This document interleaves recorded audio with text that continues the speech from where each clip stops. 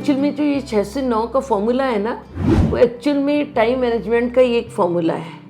Time is equal to money. तो हमें अगर टाइम को मैनेज कर लेंगे तो हम सक्सेस की तरफ चले आएंगे। तो इसलिए मैं कहती हूँ हमेशा, जिसका 6 से 9 अच्छा, उसका 9 से 6 अच्छा। तो इसका आप ब्लूप्रिंट चाहते हो तो मैं यही बताना चाहूँगी कि जैसे मैं क्या करती हूँ, मैं 6 o'clock उठती हूँ और 6 to 7, 6 to 9 को मैंने 3 हिस्सों में डिवाइड कर लिया है। 6 से 7 में कुछ जैसे मेडिटेशन, थोड़ी योगा, और साथ में कोई एक मोटिवेशनल छोटा सा वीडियो सुन लेती हूँ या कोई कोटेशन या कुछ इस तरीके से चीज़ पढ़ लेती हूँ, और जिससे कि मैं वार्म अप हो जाती हूँ। और जैसे मैं वार्म अप हो जाती हूँ उसके बाद मैं क्या करती हूँ, जस्ट यानी कि लेती हूँ एक कागज़ और थिंग्स टू डू लिख लेती हूँ उसमें, थिंग्स टू डू। अब थिंग्स टू डू जब मैं लिख लेती हूँ तो उस दिन जो है मैं बहुत अच्छे से मेरे काम हो पाते हैं।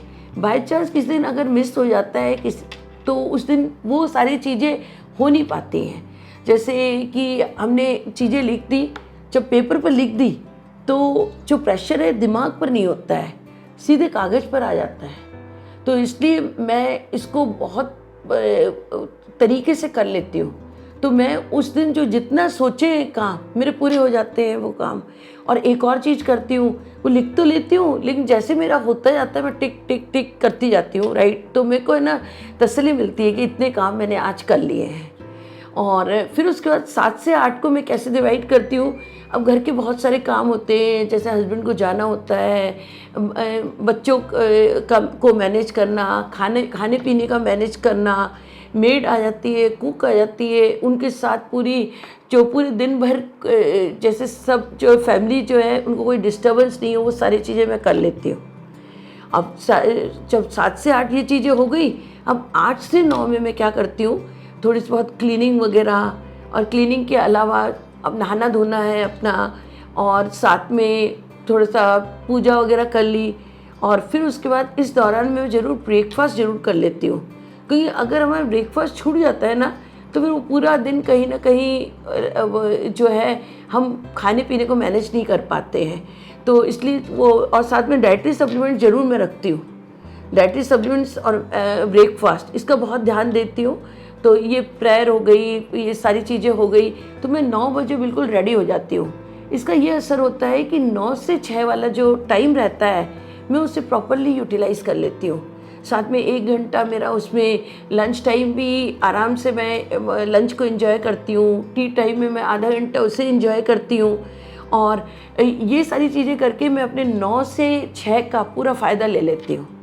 पर मैं एक और चीज़ कहना चाहूँगी कि हमें जो सुबह 6 से 9 में ऐसी कुछ चीज़ें नहीं करनी चाहिए, जैसे कि उठ कर के पेपर पढ़ना।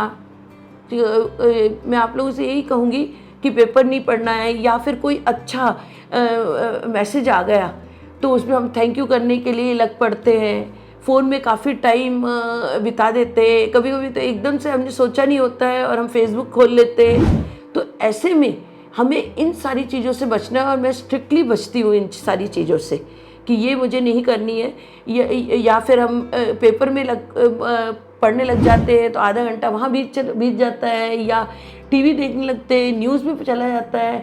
तो एटलीस्ट इन चीज़ों से हमें बचना है। तो उसमें यही कहना चाहिए, क्या करना है उसकी तरफ हमें ध्यान देना है, और क्या नहीं करना है उसको भी ध्यान में रखना है।